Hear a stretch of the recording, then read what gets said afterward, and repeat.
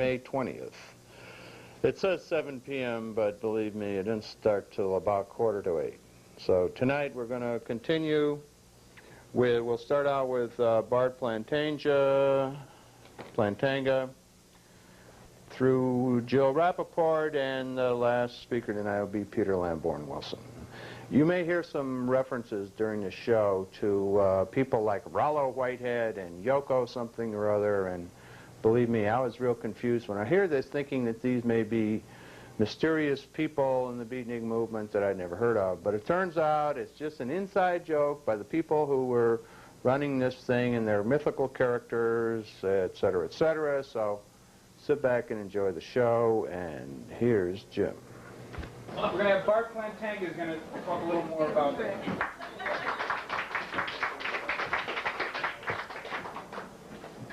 How many of you read the Weekly World News? Everybody. I admit to reading. But how many of you are aware that they've been covering the beatniks for a long, long time? What's that? They've run a bunch of stories about the beatniks, and as recent as 1993, but this one comes from 1991, May of 1991. Beatnik Baby is model for movie monsters. Hollywood director David Cronenberg claims his monsters for the movie Naked Lunch were modeled after the real-life Elephant Man love child of shock beatnik author William Burroughs and wife Joan Volman. Quote, "I didn't want to believe it and didn't until I heard him or it speak," Cronenberg admits, in that famous pinched Burroughs twang from its own leathery gills. This horrifying human oddity was apparently conceived in a Mexican heroin hacienda during a drug shooting binge in 1951. The lizard-skinned love child named Jimbo has until now been kept out of the public eye at the request of Burroughs. Cronenberg claims he was introduced to Jimbo after a jilted adolescent Moroccan lover of Burroughs first approached Weekly World News with information leading to his discovery on a Tijuana mezcal cactus farm owned by Burroughs and another beatnik and Buddhist and budget advisor, Gary Snyder. Cronenberg claims he was shocked to see an actual breathing elephant man who looked like the embodiment of his own special effects dreams. "It was like I was standing face to snout with the very nightmare that's dogged me for all these years. I've been thinking of making Naked Lunch into a film." Cronenberg says that all photos he took during his encounter have since been destroyed to protect the fragile sanity of this crazy result of a science experiment gone bad in the womb.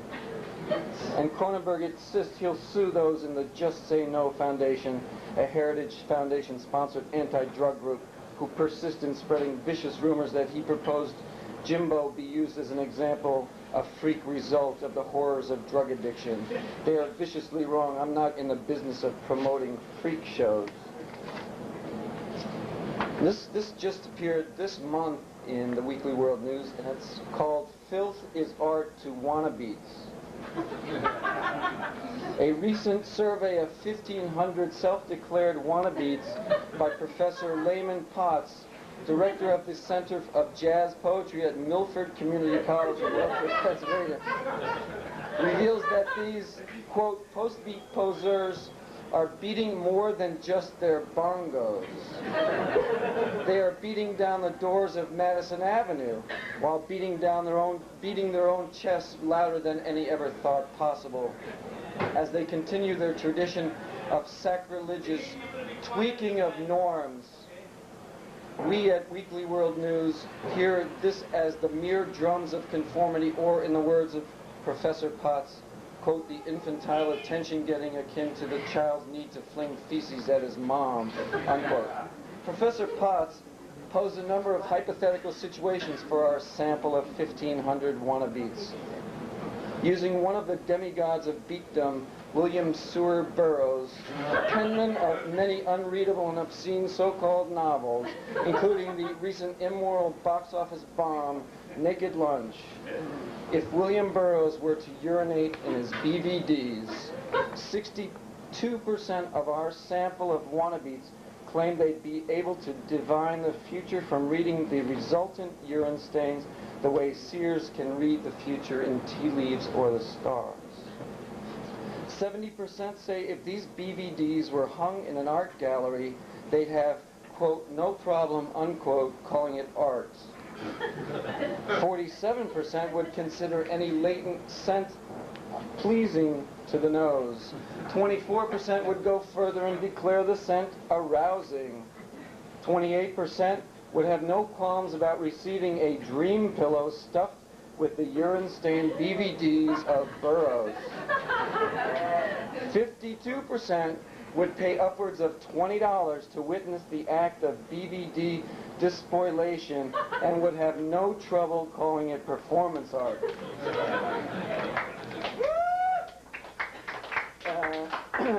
Well, I have one more, but this one's called Computer Virus Infects Bestsellers. And this is about Rollo Whitehead, which is why he's so important to us. Bestsellers are falling victim to a strange computer virus that mysteriously injects fragments of nonsensical and perverse poetry into the computer files of bestseller manuscripts. And soon, quote, no book will be safe from this dastardly infection, unquote, or so claims the proud carrier and self-professed connoisseur of dormant diseases, Rollo Whitehead. Whitehead, now 65 years old, has for years been investigating dormant diseases like feline leukemia, diseases that hitch rides on the infected being's DNA for generations, even centuries, and then suddenly become activated at certain instants in history, usually during some severe moment of world anxiety, such as World War II. 35 years ago, Rollo Whitehead was anything but a medical researcher. He was known back then as the shepherd of a ragtag flock of would-be bards called the beatniks. But early on, he distanced himself from these wannabes, as he's fond of calling them, by, quote, refusing to participate in their ego shenanigans and media brokering as they desperately sought the approval of the very normals they publicly denounced, unquote, as Whitehead explains during our exclusive phone conversation with him. Whitehead went so far as to refuse to publish his poems and then irked the rest by refusing to even write them down. This he did after having had his apartment ransacked back in the free love 60s by those, quote, seeking remunerative inspiration, unquote, in his cluttered Greenwich Village garrets. These stolen manuscripts later reappeared mysteriously as the Beatnik classics On the Road by John Kerouac and Howl by Allen Ginsberg. Since then, he has committed any and everything to the, quote, safe deposit box of my memory, unquote. Safe until now. With the advent of personal computers came a whole new world of record-keeping and information processing. With it also came the, quote, barnacles clinging to the ship of inspiration, unquote, the various hackers and software scofflaws who took Rollo Whitehead as their mentor when some of Whitehead's poems and fragments in 1980 found their way into the reissue files of Pocketbook Publishing. How this happened is still a mystery, and if Whitehead has a clue, he isn't talking. No one, including experts in computer virology, are sure whether it was via telephone modem, performed by a prankster, editorial error, or via computer virus. The lines, quote, brilliant swerving flecks of steam, hissing low like satyrs, come in smally, lift in silky, blow a ham bone, unquote, appeared as if by miracle in amongst the pages of the Pocket Aristotle, like leaf blight on a rose bush, as Whitehead muses. The second incident occurred a year later when some more of Whitehead's self-described, quote, post-nonsensical verse infections found their way into the worldwide bestseller, The Rockefellers, an American Dynasty. He is flattered and amused, but really doesn't find it all that strange. Viruses of all kinds are very wily, adaptable buggers, he said. Other authors victimized by Whitehead's mysterious verse infections are Barbara Cartland, Donald Trump, Nancy Reagan, and Stephen King. Although in the case of King, no one really noticed until 4 years after The Shining was first published. Whitehead insists there is no secret, it merely happens, like weather, like a bowel movement. These events, these seeming miraculous infections, sent shockwaves to the entire publishing industry. It left editors, typesetters, and proofreaders alike shell-shocked and miffed. Whitehead's infections have led to various national information industry legislation, the tightening of entrance codes, the rethinking of security systems for the nation's entire information and intelligence community. And along with that, the advent of an entire new industry, software doctors, security technology, and computer antivirus specialists. The way I look at it, Whitehead says, I'm the best thing that ever happened to some of these books, and certainly the best stimulus to come along in the software industry in a long, long time. Thank you.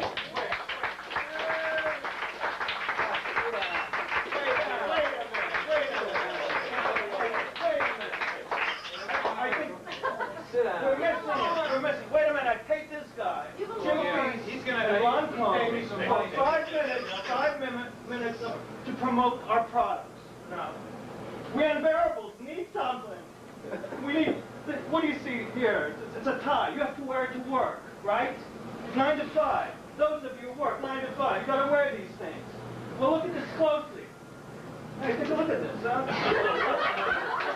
Zipper! Yes, he sees a zipper. Why do you need a zipper? What do you need the zipper for? Well, for some of you cons, some of you dicks, you know, if you want to relieve yourself, you want to take a little break. All right. You find a closet and you pull out one of these. Not just a regular condom, ladies and gentlemen. This is a Trinity.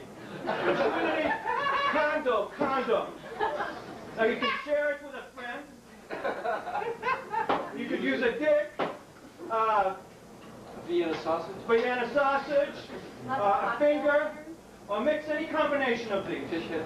And you can store it in here. It's very simple. Now we're selling these products, and we're going to pass out a few complimentary products, which I think are going to be very successful for the Unbearables. This is a homeboy condom, and it's the freshest wrap in town. Anybody want it right there? Right there? You? There? One of these? How about for the ladies? For the ladies, we have a special product. Any ladies over here? Do you want one? I'm not a lady. She's a woman.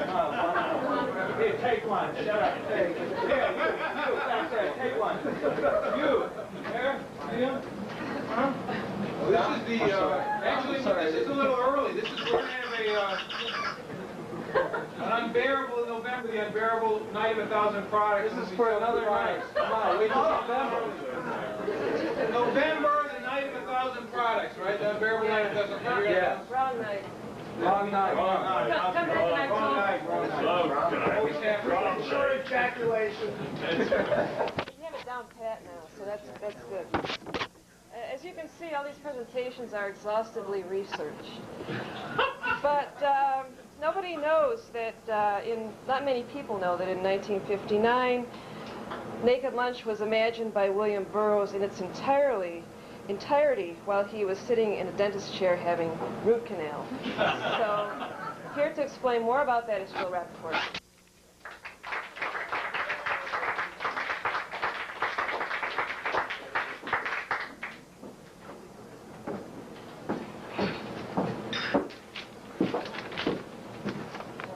This is called Won't You Go Home, Bill Burroughs.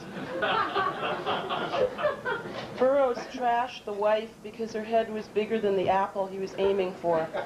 In a late-century rerouting of ancient masculine instinct, the destruction of the mother goddess, and reformation of the patrilineal, which in turn enhanced an already inescapable putrefaction, the decay of Homo sapiens. She was boring, faceless, like the female fetuses with which the biblically obsessed component of Aryan nation has begun doing business, the better to guilt-trip the young and pregnant. She couldn't stand up to him. Humanity is united in its hatred of wives and mothers. Women have to answer in manly terms or get trashed in shooting accidents like the William Tell Overture. It is explained in language like this. Of course, Burroughs hates women. Got news for you, Dad. All men do. Burroughs has been panned by Americans as a dame-hating homo, which neatly lets straights off the hook of the entrenched misogyny with the pit bull bite on the balls of dominant culture, as it is now constructed, a wretched little phenomenon located somewhere behind the compost heap of sugarcane creationism, and worse, unless, of course, you get something out of it, and some of us do. Tell you something else. AIDS in Zaire is boring. Famous people are boring. Murder is boring. Nobody can take it anymore. What is it to me who loved Ginsberg or bone-jumped him or why? It bores me. I'd shoot him easy. Yes, I think I would in a game of William Tell. Shoot everybody else that bores or scares me too. Redneck Euro-derived crackers in small Alabama towns, and cradle of humanity-derived brats with gold teeth dreaming of bashing in my white skull on the train to Coney Island. Guns are boring except when they're not. Women dream of guns, and it is this which separates them from the mythical depictions of themselves. Divided, unable to fire, domestic right down to the black rings around their burners. Men are the enemy, and anybody who says they're not is paid off, stupid, or has a death wish. But you could, ideally, get along with a man. Women, on the other hand, like any other oppressed group, are annoying. They're a bore. Yeah, I'm one. What of it? I'd have shot her, too. Hey, I used to hate old people till I got old. Now I hate the young. I hate the chairman of the board of Union Carbide, Ronald Reagan, and the Pope, but I hate anybody beating down the gates of white privilege, too, since I hate giving up any of the meager goodies I got. The family and the church, and gay guys not inviting me into their dick bars, not seeing me when I move tall between them and the objects of their testy, heavy lust. I hate all of them. I think it was Natalie Wood who said, "Now I, too, have hate." I enjoyed the first 2 paragraphs of Naked Lunch, which is about all I've had time for. He hates women. He is the enemy, but he hates men, too. Anyway, he's only one guy, skinny and old. The greater part of the world doesn't give a shit. Misanthropy pales beside misogyny. Its inclusivity excludes exclusivity. I think it was Mercedes McCambridge who said that. And good books are bad, yeah, I'd shoot him too, claiming it was a game, which in this case wouldn't be lying. Hatred is an under-examined and over-mystified force which makes for some pretty bad structures. Like Lao Kun on some militarily vast scale, you consume whole what won't have you and it turns your insides black. William Burroughs shot the bitch because he was the bitch. He aborted her, which is no more nor less than that which all men have always wanted to do to all women, just as women have always wanted to do it to them. He fired first before she was ready to fire on him, that's it. Nobody could have prevented it. It was an act that in the absence of that sentimental scandal known as Judeo-Christian morality could be seen as the culmination of the decree of an oracle or the random movement of molecules in space without cause or effect. What are guns for, if not shooting? The real crime is interpretation. William Burroughs had said that the shooting was an accident. Who is anyone to deny or second-guess such drooling baloney? What happens, happens. If women would get out of the way, they'd get shot less often. If they'd stop unilaterally holding up the battered body of civilization, maybe we could get on with the business of recovering our savage origins and start over again at year 0, where nobody carries weight and everybody lives in harmony, killing their attackers firsthand. He was tired of her cooking breakfast for him, tired of putting his arm around her in that tired old patriarchal manner. He was tired of being a man. And if she had been equally tired, it would have been him lying on the floor and her writing the books and making appearances. Divorce, drugs, and disengagement were, for the white goddess, the 3 wild and mop-headed sisters of the lexical wood endowed by Dionysius at that magic crossroads of splendor and mortality, where the human project peaked and started upon its downward journey. William Burroughs had a son, William Burroughs Jr. The son wrote a book and died. One son's book was enough. Having fathered that, the idea of wife was no longer more vibrant than the idea of yesterday's hypodermic needle, yesterday's burned toast, or yesterday's holy underwear. William Burroughs fired the wife. Enough was enough. And now William Burroughs, husband and father, was laid to rest. Every man needs to be penetrated, and every woman needs a wife, a gun, and the balls to shoot them both. In this modern land, fatigue is death, which is why you don't want anybody getting tired of you, because the only weapon against fatigue is a gun. If we as a nation could get tired together and pull triggers together, everything would certainly be all right. Like I care one way or the other.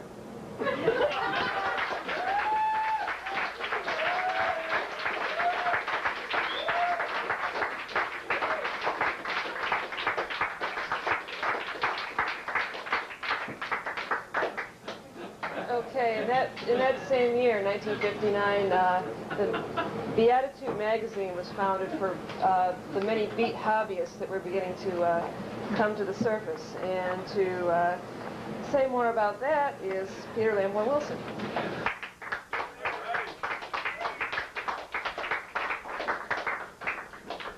Well, nobody told me this was going to be an evening devoted to irony. So they tricked me. I wrote something quite serious about the crimes of the beats and silly Oriental religions. Remember beat Zen?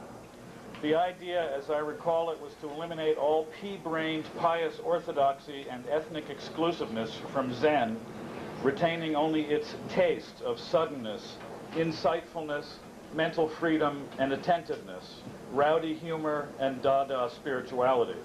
This taste, it was believed, might prove compatible with natural but repressed New World tendencies toward nature worship, anarchism, or at least disrespect for pompous authority, and a kind of folk surrealism that pervades our good old collective narrative, a quality known at the time as holy goofiness. Now, as it turned out, according to the principle Zen mind, beginner's mind, this naive, native, fresh-minted version of an ancient teaching proved to be quite brilliant.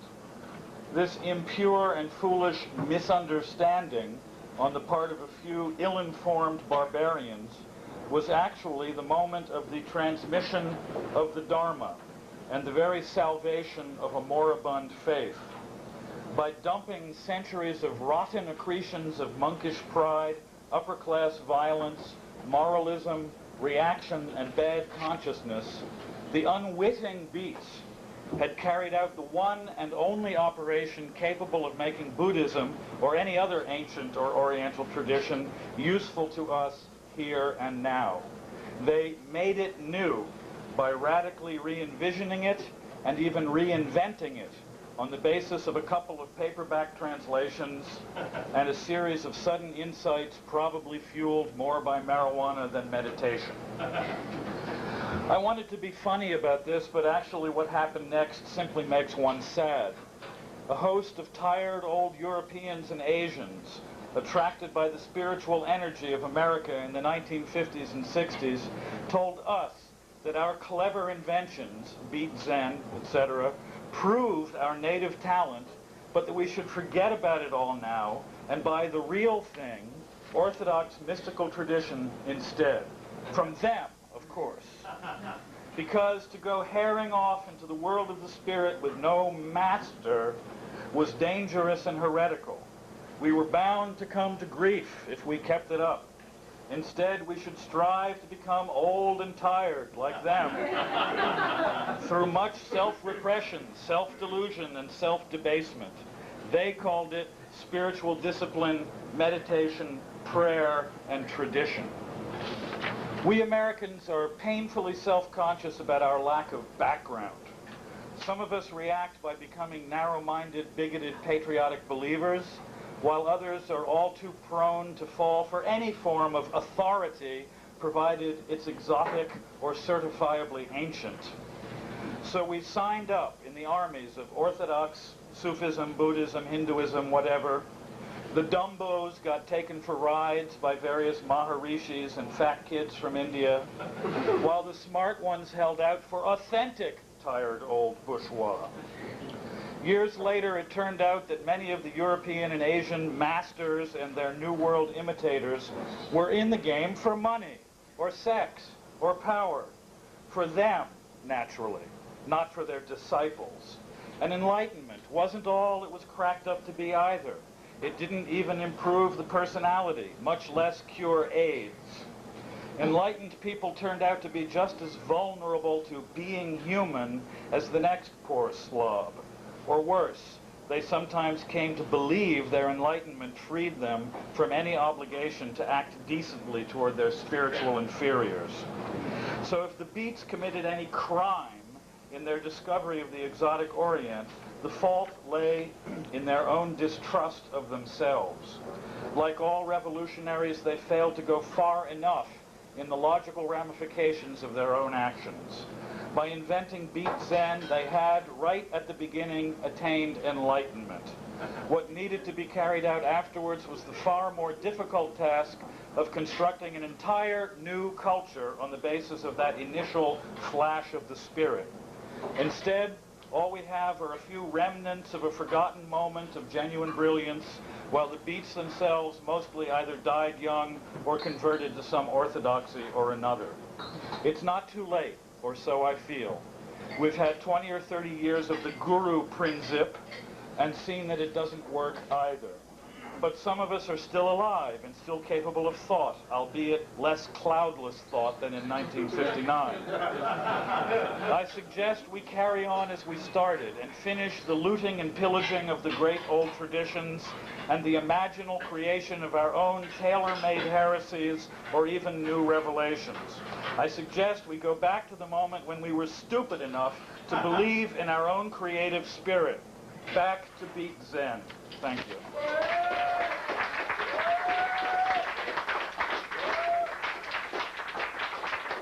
Hope you enjoyed the show. We enjoyed being there and taping it, and it was really like a party. A party in your pants. No, a party in your living room. We'll be back again next week with more of the show, and in the time left, I want you folks to remember that this is nothing new, and it's continuing now. It has different names. It was a Greenwich Village in the 20s. It was called Bohemianism. And Bohemianism, I think, can be traced back, if you like. The term itself goes back to the University of Paris, the Sorbonne, in the 14th century. I don't know which century. Time flies when you're having fun. The most rowdy students, and they were all rowdy, but the rowdiest of the rowdy came from the Czech lands, from Bohemia. And that term stuck, and when patronage dropped out, when the feudal society broke up, when patronage dropped out and the poor bourgeois artists in the bourgeois society had to fend for themselves. In the 1814s, you had Henri Murger, who wrote La Vie de Bohème, which became the wonderful opera, the only opera I've ever seen, La Bohème. He earned his money, guess what, doing during the day? His day job, he never quit it. Well, he did after a while. He was a fucking advertising man writing for a trade journal of the millinery trade. Paris was the world center of the millinery trade. And once he got his big hit, he quit and started writing full-time, but maybe he should have kept his day job. And this kind of travail has been going on unto this very day. Very few of you know it, but I used to have a day job too. But today, I'm a retired humorist. So, tune in next week for some more fun and no cookies, because that has sugar. More fun and sex.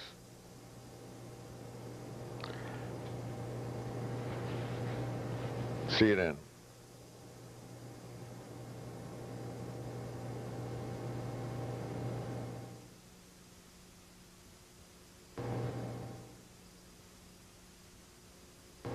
Oh, Jesus, are we still on camera? Oh, I have a fly on my nose.